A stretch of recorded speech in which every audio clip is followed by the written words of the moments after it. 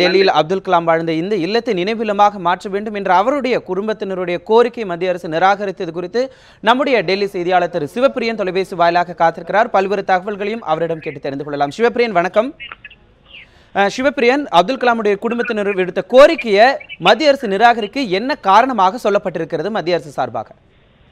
அதாவது மத்திய அரசின் காரணமாக அப்துல் கலாம் அவர்களுக்கு நினைவிடம் டெல்லியில் கட்ட முடியாது என்று கூறப்படுகின்ற காரணம், கடந்த 2004ஆம் ஆண்டு காங்கிரஸ் ஆட்சியில் ஒரு கேபினெட் மத்திய அமைச்சரவையில் ஒரு தீர்மானம் நிறைவேற்றப்பட்டது. அந்த தீர்மானம் என்னவென்றால், எந்த ஒரு தலைவருக்கும் இனிமேல் டெல்லியில் நினைவிடம் கட்ட அனுமதிக்க மாட்டோம் என்பதுதான். அந்த சட்டத்தை காங்கிரஸ் அரசு மீறினாலும் பாரதிய ஜனதா அரசு மீறக்கூடாது என்று கூறுகிறது. அதை போல்தான் திரு சௌத்ரி சரண் சிங், அதாவது முன்னாள் பிரதமர் சரண் சிங் அவர்களுக்கு ஒரு நினைவிடம் வேண்டும் என்று அவருடைய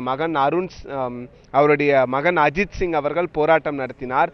ஆனால் அதை ஏற்றுக்கொள்ளாத மத்திய அரசு அதையும் மறுத்துவிட்டு அவருடைய இல்லத்தை காலி செய்ய வைத்தது.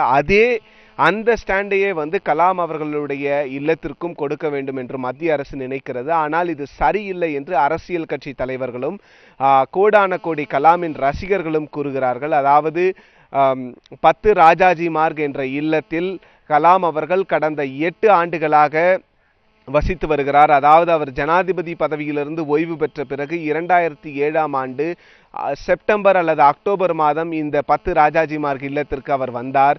இந்த 10 ராஜாஜி மார்க் இல்லத்தை அவர் தேர்ந்தெடுத்தார். ஏனென்றால் அவருக்கு ஒரு நூலகம் அமைக்க வேண்டும் என்றும், அதில் மேல் மாடி பகுதி வேண்டும், அந்த நூலகம் எனக்கு தேவை, அந்த நூலகம் தான் என்னுடைய வாழ்க்கை என்று அப்துல் கலாம் அவர்கள் கூறினார். அந்த நூலகத்திற்காக இந்த 10 ராஜாஜி மார்க் இல்லம் அவருக்கு வழங்கப்பட்டது. அன்றிலிருந்து இன்று வரை இல்லம் மாறாமல் அவர் வாழ்ந்த வரை, அதாவது ஜூலை 27ஆம் தேதி அவர் மரணமடைந்த நாள் வரை அவர் இந்த இல்லத்தில் தான் வாழ்ந்தார். கலாம் அவர்கள் இந்த நாட்டின் தலைவராக மட்டுமல்லாமல் இந்த நாட்டிய மாணவர்கள், அதாவது குழந்தைகளுக்கு ஒரு நல்ல பழக்கங்களை சொல்லிக் கொடுத்தவர். கனவு காணுங்கள் என்று அனைவரையும் கனவு காண வைத்தவர் கலாம். அவருக்கு ஒரு நினைவிடம் தலைநகரில் இருக்க வேண்டும். அது மட்டுமல்லாமல் தன்னுடைய வாழ்க்கையினுடைய பெரும் பகுதியை டெல்லியில் கழித்தவர் கலாம் அவர்கள். DRDO அலுவலகத்தில் பணிபுரிந்தார். பிரதமரின் சயின்டிபிக் ஆலோசகராக, அதாவது விஞ்ஞான ஆலோசகராக பணியாற்றினார். DRDOவின் தலைவராக பணியாற்றி இருக்கிறார். DRDOவில் அவருக்கு சிலை இருக்கிறது. அந்த பட்சத்தில் அவருக்கு ஒரு நினைவிடமும் டெல்லியில் இருக்க வேண்டும். மணிமண்டபம் கட்டினால் மட்டும் பத்தாது. கலாமினுடைய போதனைகள், அவர் என்ன கூறினார், அவரை பற்றிய ஒரு அருங்காட்சியகம், அவரை பற்றிய ஒரு நினைவிடம் டெல்லியில் இருக்க வேண்டும். அப்பொழுதுதான் நாட்கள் அனைவரும் டெல்லிக்கு வருபவர்கள் இங்கு கலாம் என்ன சொன்னார், என்ன செய்திருக்கிறார், கலாம் என்னென்ன மாதிரி புத்தகங்களை படித்தார், அவர் எப்படி வாழ்ந்தால், அவருடைய வீடு எவ்வளவு இனிமையாக இருக்கிறது என்பன போன்ற விஷயங்களை மக்கள் அறிந்து கொள்ள வேண்டும். அதற்காக தான் நினைவிடம் வேண்டும் என்று கலாமினுடைய குடும்பம் மற்றும் அவருடைய ரசிகர் கூறினார்கள், ஆதரவாளர்கள் கூறினார்கள், ஒரு கோரிக்கை வைத்தார்கள். ஆனால் அந்த கோரிக்கையை மத்திய அரசு ஏற்காமல் அவருக்கு மணிமண்டபம் ராமேஸ்வரத்தில் மட்டுமே அமைக்கப்படும் என்று கூறியிருக்கு. இதனால் இப்பொழுது என்ன ஆகியிருக்கிறது என்றால், கோரிக்கை நிராகரிக்கப்பட்டதால் அக்டோபர் 31ஆம் தேதிக்குள் அவருடைய 10 ராஜாஜி மார்க் இல்லம் காலி செய்யப்பட வேண்டும் என்று ஏற்கனவே மத்திய அரசு நோட்டீஸ் அனுப்பியிருந்தது. அந்த நோட்டீஸை பின்பற்றி இப்பொழுது அவர் வீட்டில் உள்ள அனைத்து சாமான்களும் பேக் செய்யப்பட்டு வைக்கப்பட்டிருக்கின்றன. அனைத்தும் மதுரை வழியாக ராமேஸ்வரம் கொண்டு செல்லப்படுகிறது.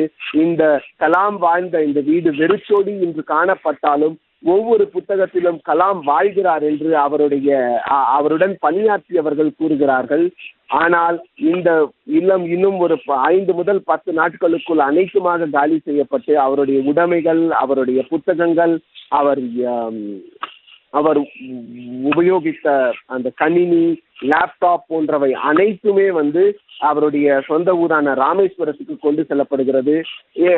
இதில் இன்னொரு முக்கியமான விஷயம் என்னவென்றால், எத்தனையோ முன்னாள் மத்திய அமைச்சர்கள், நாடாளுமன்ற உறுப்பினர்கள் மற்றும் வழக்கறிஞர்கள், உச்சநீதிமன்ற நீதிபதிகள் என்று பலர் திரு சிவப்பிரியன், டெல்லியில் அப்துல் கலாம் வாழ்ந்த அந்த இல்லத்தை நினைவில்லமாக மாற்ற வேண்டும் என்ற அவருடைய குடும்பத்தினருடைய கோரிக்கை மத்திய அரசு நிராகரித்தது குறித்து தற்போது கிடைத்த அந்த அண்மை செய்தியை தொலைபேசி வாயிலாகவும் நேரலையிலும் விரிவாக தந்தீங்க. உங்களுடைய தகவல்களுக்கு நன்றி திரு சிவப்பிரியன்.